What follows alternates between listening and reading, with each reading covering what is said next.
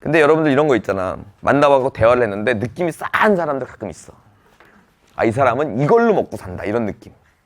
남 괴롭혀서. 그런 좀 질 낮은 분들한테는 해야 되겠죠.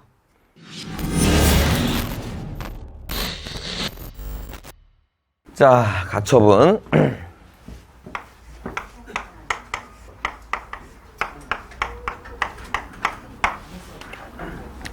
자, 가처분은 이 풀네임이 항상 이 앞에 붙어요.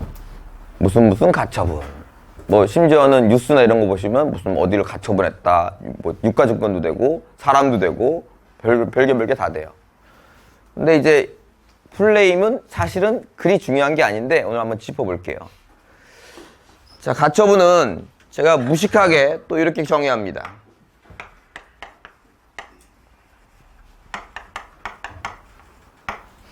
집행이나 소송 전에 하는 것이다. 집행이나 소송 전에 하는 겁니다. 자, 그래서 여러분들이 경매를 꾸준히 하면 이제 가장 많이 쓰는 가처분부터 소개를 해드리도록 하겠습니다. 집행에 대한 가처분입니다. 저번 시간에 어떤 분이 질문을 하셔갖고 제가 이걸 잠깐 다뤘는데 오늘 조금 풀로 다뤄볼게요.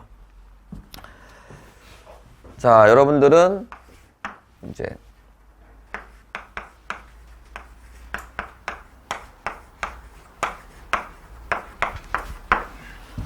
점유이전 금지, 그 다음에 나와야지. 점유이전 금지, 예, 이렇게 나와야죠. 예.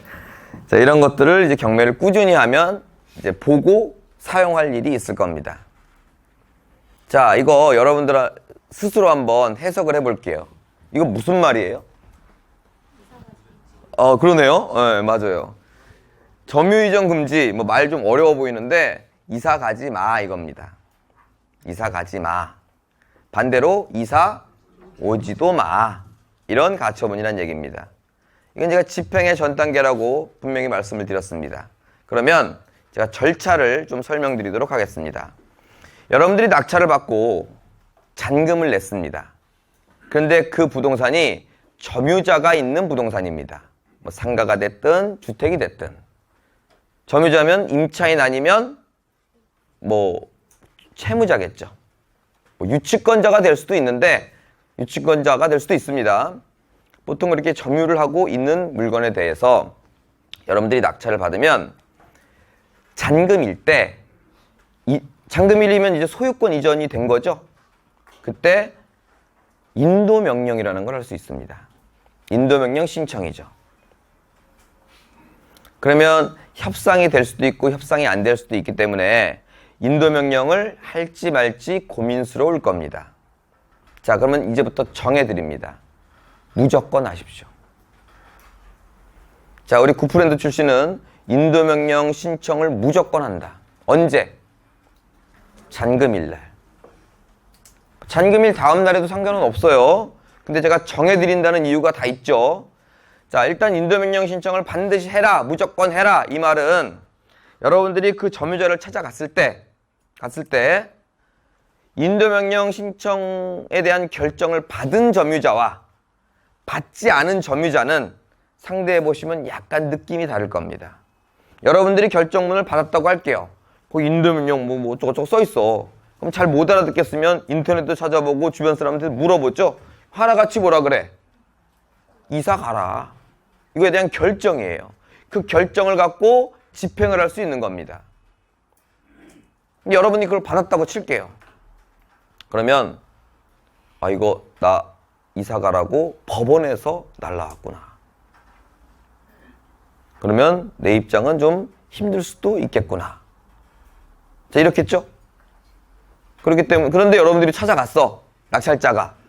그러면은 예전에는 좀 다른 행동을 보였을 것 같은 점유자도 한풀 꺾여서 접촉을 할 겁니다. 따라서 뭐 어떤 임차인에 따라서 한이 많이 이미 낙찰받고 잔금 전에 협의가 된 사람도 있어요.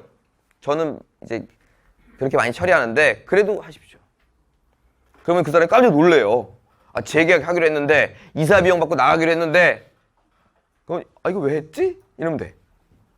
그 속에는 뭐예요? 너 지금 협의는 됐지만 이행 안 하면 집행한다. 아이고 우리 법무사가 했나 본데? 너무 이상한가? 너무 연기가 티나나? 발연기인가 너무? 네, 그렇게 대처하시면 됩니다. 자, 그런데 좀 디테일하게 가볼까요? 임차인은 선순위와 후순위로 나뉘죠. 선순위는 협상이 안 될 리가 없죠. 선순위는 크게 두 종류로 또 나뉘죠. 여러분이 돈을 줄 사람과 법원이 돈을 줄 사람. 그죠? 여러분이 돈을 준다면 당연히 협상이 안 될 리가 없을 거고, 법원이 돈을 준다면 여러분의 또 명도 확인서가 필요하기 때문에 협상이 안 될 리도 없습니다. 따라서 거기에는 인도명령을 쓸 필요도 없고요. 후순위 임차인이나 또는 채무자, 소유자 그쪽을 인도명령 신청을 하시라는 얘기입니다. 나아가 유치권자는 잘 들으세요. 인도명령 신청을 하면 일반적으로 기각됩니다. 인도명령 신청이란 법원이 판단컨대 이거는 뭐 시비를 다툴 필요가 없다 하면서 결정문을 내려주는 거예요. 그런데 유치권은 이거 둘이 한번 시비를 붙어봐야 될 것 같은데 그럼 인도명령 신청이 기각됩니다. 따라서 우리가 일반적으로 후순위 임차인이나 또는 채권자, 채무자 뭐 기간을 좀 길게 해달라는 등 이사 비용을 많이 달라는 등 이런 분들, 그런 분들에 있어서는 인도명령 신청을 해라. 됐죠? 그러면 유치권자 및 시비를 다투어야 될 사람이 도대체 누구냐? 경매에는 이제 유치권자만 남아 있습니다. 과거에는 인도명령 제도가 거의 무의미했습니다. 그래서 거기 점유자가 살고 또는 뭐 심지어는 뭐 제가 과하게 말하자면 거지가 살아요. 비어 있어갖고. 그래도 그 거지를 상대로 명도 소송을 했었습니다. 뒤에 명령과 소송은 둘이 한번 다퉈봐라는 얘기고요. 명령은 법원에서 같이 결정을 내려준다는 얘기입니다. 그래서 그 법이 많이 좋아지면서 입찰자 입장에서 좋아지면서 인도명령 결정에 대한 게 너무 이제 범위가 커지다 보니까 입찰자들이 굉장히 편해졌죠. 하지만 과거로 거슬러 올라가면 과거에는 아까도 얘기했지만 좀 과하게 거지가 살아도 그 거지를 상대로 소송을 해야 됐던, 소송을 하면 시간과 비용이 길게 가고 많이 들겠죠. 여러분이 이기더라도. 후순위 임차인 그러면 무조건 이기는데 한 최소 반년은 걸리더라 이거예요. 이해 가시죠? 자, 그래서 소송으로 끝나는 것들은 우리가 조금 시간과 비용을 하는데 그거 스트레스 받지 마세요. 왜냐? 소송으로 끝날 걸 미리 예측할 수 있으니까 그걸 비용으로 산정하십시오. 자, 근데 옛날에는 소송이었는데 지금은 소송 아니라며. 근데 왜 계속 강조하느냐? 현재는 공매가 인도명령 제도가 없습니다. 공매는 경매의 법을 거의 준용하는데요. 그 인도명령에 대한 법이 없다는 얘기입니다. 따라서 공매를 받고 거기가 거지가 살아요. 거지가 살면 그냥 내보내면 되는데 강이니까 살면 그 사람을 상대로도 명도 소송을 해야 될 수도 있다는 얘기입니다. 그럼 소송 비용과 시간을 계산했는데 한 1,000만 원이야. 여러분이 생각하는 게 그러면 1억 쓸 거 9천만 원 쓰시라는 얘기입니다. 비용으로 산정하기 시작하면 여러분들이 스트레스 받을 일이 없습니다. 명도 소송 비용은 누가 부담해요?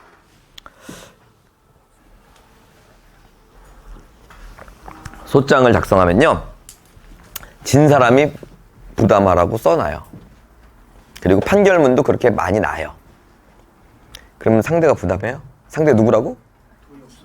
거지잖아, 거지. 그죠? 철거 소송 이런 거 있잖아요.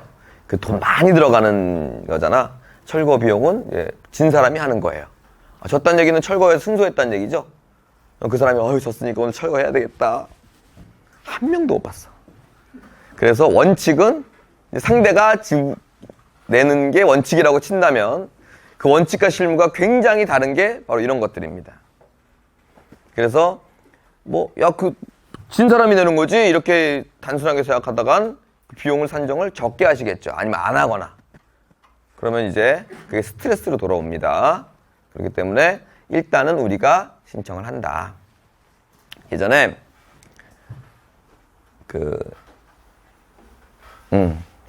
그런 걸로 이제 여러분들이 채권 추심 같은 직업을 갖고 계신다거나 그러면 내가 약간 말을 달리 하겠어. 못 받잖아 어차피.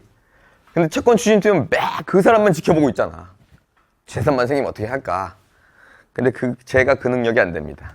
제가 능력이 안 된다는 건 더 큰 거 신경 써야 되다 보니까 그거는 이제 그 사람이 내야 되는 거지만 우리가 내는 경우가 많다. 뭐 소송 비용이든 철거 비용이든 심지어는 관리 비용이든 민학 관리비 있죠? 그런 것들도 그런 경우가 많다. 자, 이제 인도 명령과 이제 명도 소송에 대해서 잠깐 안내를 해드렸고요. 지금 뭐 하는 시간이냐면 가처분 중에 점유이전 금지 가처분을 하려고 했습니다. 자, 이것도 정해드립니다. 인도 명령은 굳이 할 필요는 없습니다. 요거를. 왜 잘못되면 다시 하면 돼요. 시간이 얼마 안 걸리고 비용도 얼마 안 드니까. 이것도 말씀드려야 되겠다. 여러분 잔금 낼 때 여러분 가세요? 갈까 안 갈까 한번 생각해 보세요. 가야지 우리가. 잔금 우리가 내야 되는데. 근데 사실 안 갈걸? 그것도 한번 해볼게요. 자, 난 대출 한 70% 받으려고 해. 그러면 이제 1억짜리를 받으면 여러분 돈 들어갔어요, 안 들어갔어요? 들어갔겠죠. 얼마? 1,000만 원 들어갔겠죠. 그럼 여러분들은 2,000 준비해야죠. 그리고 은행에서 7,000 나오겠죠. 그럼 대출이 나오니까 우리 고객님 7,000 드리겠습니다. 줄까? 왜 안 줘? 받아야 되는데. 이 7,000을 딱 받으면 기분이 싸해. 나 1,000만 원 들어갔는데 나한테 7,000을 줬어. 그래서 여러분 손에는 한 번도 거쳐가지 않습니다. 그 7,000은. 오히려 2,000을 쏘라 그래 자기한테. 은행에서. 그리고 은행이 가서 잔금을 냅니다.